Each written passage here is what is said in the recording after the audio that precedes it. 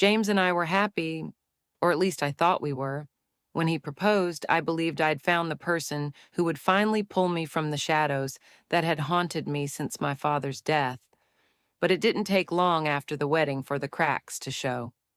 James had always spoken about his mother with an intensity that bordered on disturbing, but I brushed it off as grief. She had died a few years ago, and he still carried that loss like a wound that never healed. When he insisted we move into her old house, I hesitated. There was something unsettling about it, something I couldn't quite put my finger on. But James was adamant. "It's our home now," he said, his voice soft yet firm. I agreed, wanting to support him, to be the understanding wife. But the moment I stepped inside, I knew I'd made a mistake. The house was suffocating. It reeked of dust and mildew, the air thick with decay and something else, something rotten. The walls seemed to close in on me as soon as we entered, and the dark corners of each room felt like they were watching me, waiting. That first night I struggled to sleep. James left the bedroom door ajar and whispered, "Good night, Mommy," into the darkness.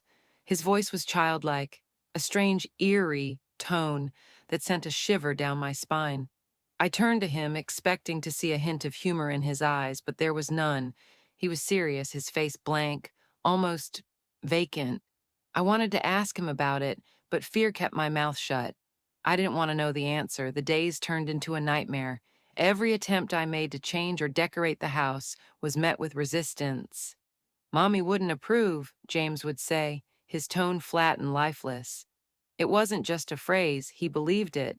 The house was a shrine, untouched and unchangeable, a monument to his mother that I was forbidden to alter.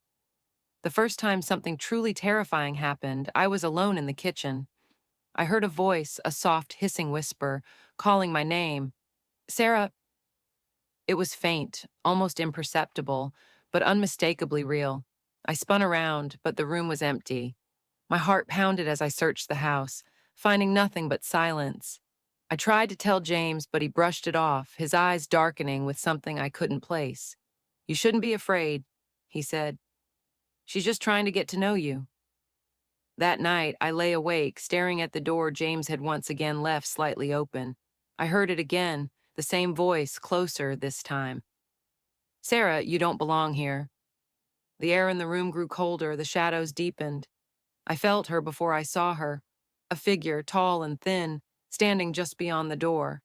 Her face was hidden in the darkness, but I could feel her eyes on me, burning with hatred. I wanted to scream, to run, but I was paralyzed with fear. Then she was gone, the room plunging into an unnatural stillness. The next day, I found the diary. It was hidden in the attic, beneath a pile of dusty, moth-eaten clothes. My hands shook as I opened it, the pages brittle and yellowed with age. It belonged to James's mother, and as I read, a sense of dread clawed at my insides. The early entries were mundane, the ramblings of a lonely woman who had lost her husband and devoted herself entirely to her only child.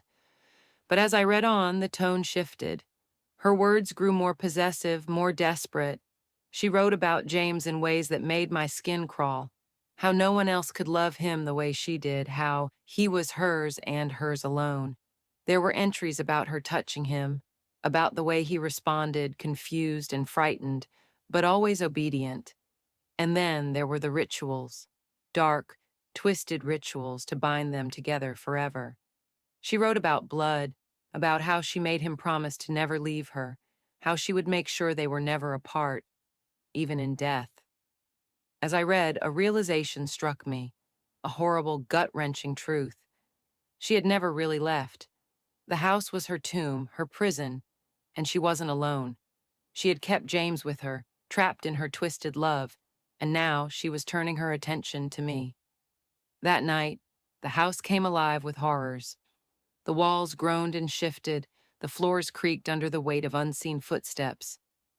I heard whispers, not just one voice now, but many, all hissing my name, all telling me to leave, to run, to get out before it was too late. But where could I go? The door was locked, the window sealed. I was trapped. In the bedroom, James was waiting. His face was pale, his eyes wide with something close to madness.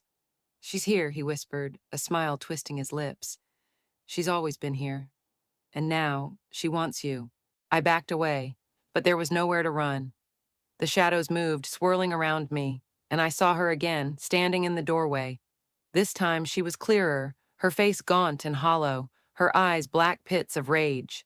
She reached out, her fingers like claws, and I felt her cold touch on my skin, pulling me, dragging me toward her. James watched, his expression unreadable, as she leaned in close, her breath icy against my ear. "You'll never take him from me," she hissed. "He's mine, forever." The next morning I woke up alone. The room was cold, the bed empty. I could still feel her touch, still hear her voice in my head. James was gone, and I was alone in the house with her. The door was locked, the windows sealed, and I knew I couldn't escape. I'm writing this now, though I don't know why. Maybe someone will find it, maybe not. But if you do, know that this house is cursed. She's here, and she's never leaving. Neither will I. And James, I don't know where he is, but I hear him sometimes, crying in the dark, calling for his mother. Maybe that's where he's always been. Maybe that's where he'll always be.